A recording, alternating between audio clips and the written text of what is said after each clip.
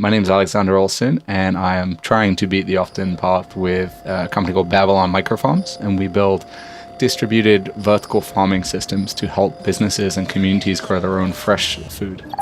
How local is local enough when it comes to our food? We know that shipping a banana halfway around the world doesn't make any sense, but isn't local, farm to table better? These are words we've been hearing a lot about lately. Wouldn't it be better if you could get your produce from a mile away from the grocery store, or better yet, from inside the grocery store itself? So many places that currently import and transport food could potentially be growing that food themselves thanks to this innovative vertical hydroponic growing solution from Alexander Olesen and his company, Babylon Micro Farms. He's been named to Forbes 30 Under 30. He's received millions in funding for his idea so far, and the concept is relatively simple.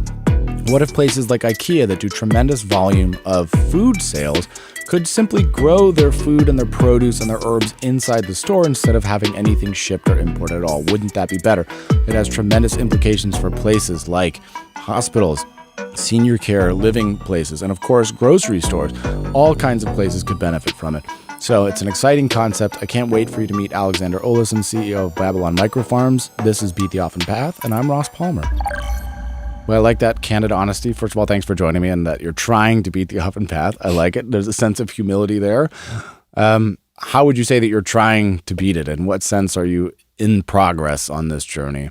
I guess in all senses. Sure. We are fortunate. So just coming up to my sixth work anniversary, and I've been working on this project for over 7 years now. So, there's definitely, it's been a grind, but I think now, we're a team of 35 people. We have distribution across North America, and we're starting to really see that kind of commercial traction that is super exciting. But, it is a day in, day out pursuit of trying to make the company, take off. Yep, I understand it very well. Do you regret the decision to do it, or are you still happy with the path that you're on? Oh my God, absolutely. Very, very, very happy with it. It's all encompassing, but I think that's what I signed up for, and I'm very fortunate to have a team around me who seem to have signed up for it as well, one way or another, and together we're making things happen.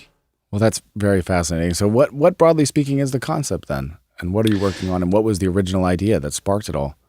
Yeah, so hydroponic farming, for those that don't know, is growing plants in water instead of soil. It's a way of growing crops 2 to 3 times more quickly, using 90% less water, no pesticides or chemicals. It is a much more sustainable and resource efficient way. And it also allows you to grow plants indoors. And so I was introduced to this concept through a project at the University of Virginia where I was studying.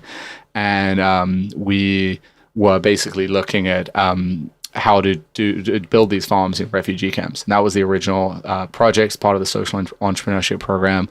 And through that, I was like, well, micro farming is possible. You could actually do small scale farms, and this could actually help people feed themselves or businesses to support themselves. And that was the original insight, now 6 years ago or 7 years ago. And we started looking at what would it take to do that here in the US. And so we ended up founding the company to build what we call a remote management platform. So it is an Internet of Things technology that allows us to run these farms remotely, and in doing so, make them really easy to use so that people with no green thumb can be successful farmers. So that's the core technology. And then today we sell modular vertical farms. They're about the size of a double door refrigerator to food service operations. We work with IKEA, LinkedIn, other places to grow vegetables on site that they can use in their food service operations. And on your website, you have a bunch of use cases, like you mentioned, of course, IKEA and some of the larger stores, but you also mentioned elderly homes. So where do you see this fitting in general, and who do you think should be using this, and how will it change their lives? Yeah, so I think the common theme we see is engagement, right? And for across food service, the standard is local, and farm to table is no longer the kind of high-end restaurant. It is the standard. That is the expectation that's being set. However, it's very hard for businesses and communities to convey that. So the micro farms help kind of serve an experiential need there, but we also grow high volumes of produce. We have a lot of communities that rely on the micro farm to provide all of their culinary herbs or all of their salad greens. That's exciting for us from a self-sufficiency point of view, but where we see a lot of impact, especially like senior living homes, we have them doing therapy and activities. We have hospitals using it for long-term care. We also work with like Goodwill and other nonprofits for workforce development. And that's basically training people how to grow their own food and then how to make a meal with it. And so I think the farms really kind of serve as a tool there to both educate and inspire the communities that they serve with how to actually grow your own food and what to do with it once you've harvested it. You mentioned IKEA. They seem to be a rather forward-thinking brand. Me being somewhat ignorant, are they a current partner of yours or a desired future partner? They are a current partner, Okay. And they have food service operations in all of their stores. You can go and get your Swedish meatballs, and if you're in Charlotte, North Carolina, you can go and get some Swedish meatballs with dill sprinkled on it from a micro farm. And that's a new initiative that we're testing with them that I hope to expand. But yeah, they're looking at it very much from a sustainability angle, like how can they be self-sufficient in some of their herbs and other ingredients? Could they even grow them on site? And that's where we come in. It's such a wonderful idea. And, we talk about grocery stores, and many movies and documentaries have been made on the idea of, how far does it take a banana to get to you in your local grocery store? Why don't grocery stores just implement this? Why doesn't every grocery store make all of this type of thing in the store? Why does it ever come from somewhere else? They can and they will. That is the future. It's quite popular in Europe and Asia at the moment. Units very similar to ours. There's some challenges around the business model and economics. That's stuff we're really working to address, but that is part of the future, is the indoor farms being kind of co-located with distribution centers and grocery stores.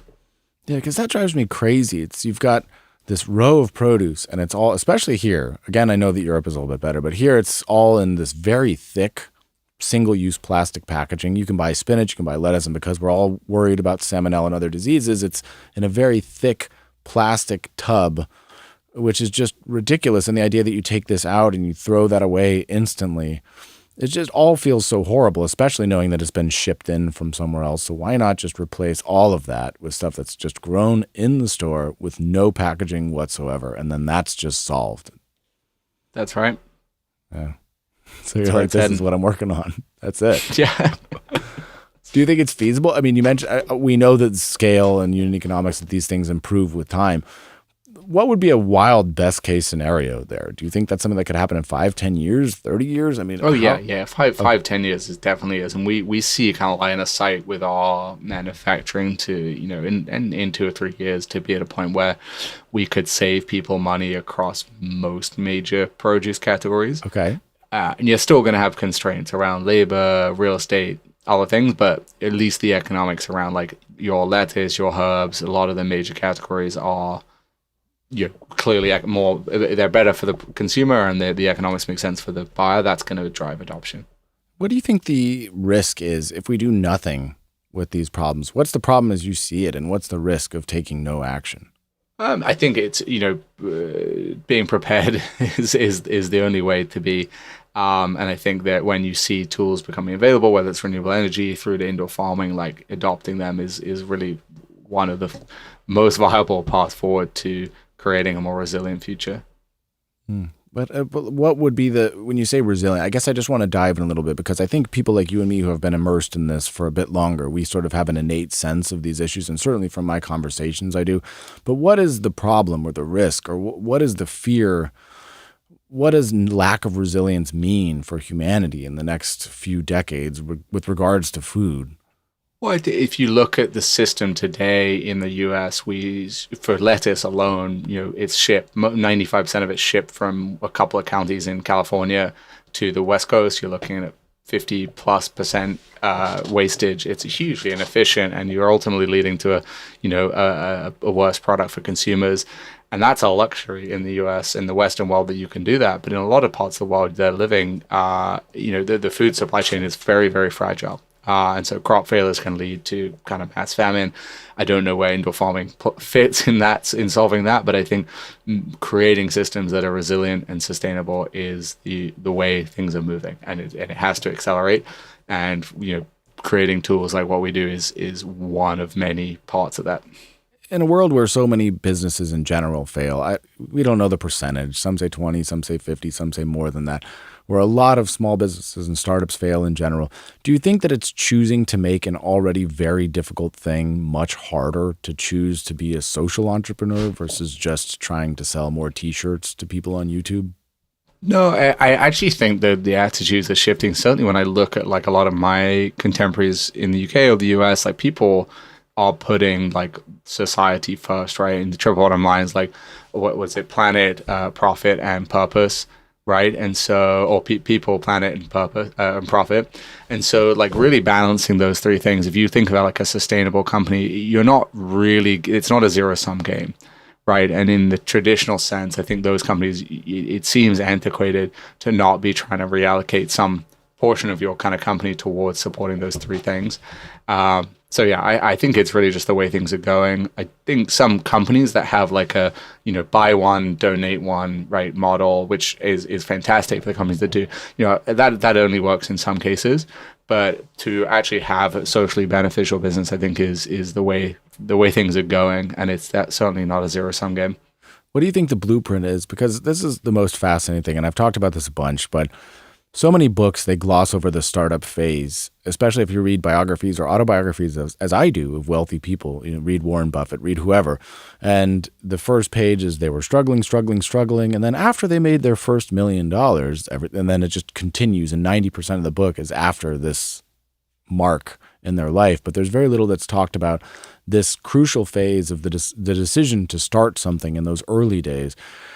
For yourself and for other people who might want to do something, but they're not quite sure what. Either they're in a job that they don't like, working for a corporation that they don't believe in, or they're young and they're not quite sure what to do with their life. How do you concretely make steps towards making a company like this? It's hard to say because there's so much you don't know when you start. I think it's really just a commitment to showing up every day, like day in, day out, rain or shine, and then also committing to learn around it. I think like me and my co-founder regularly talk about strong opinions weekly held, right? It's the sort of willingness to charge at what you think is the right direction as hard as you can until new information becomes available, and then change really quickly and be willing to. And I think that takes, it's very hard to build a company around that and for people to be that comfortable with change, because it's, especially if they work, a lot of people who work to bigger companies, you don't have to deal with that kind of dynamic culture, but you need to be able to deal with that to get a company off the ground. Well, thank you very much for sitting and for sharing all of these stories. It's a very fabulous concept. I'd encourage everybody to check out the website. It's very, very interesting. Before we wrap things up here, is there anything that you would like to say or to promote, or where can people support your work and see what you're doing and maybe even be a part of it if they want to join your team? Yeah, well, thanks for having me on. I'd say check us out at babylonmicrofarms.com. We're pretty active on Instagram and on LinkedIn. All right, sounds good. And with that, the official podcast is over.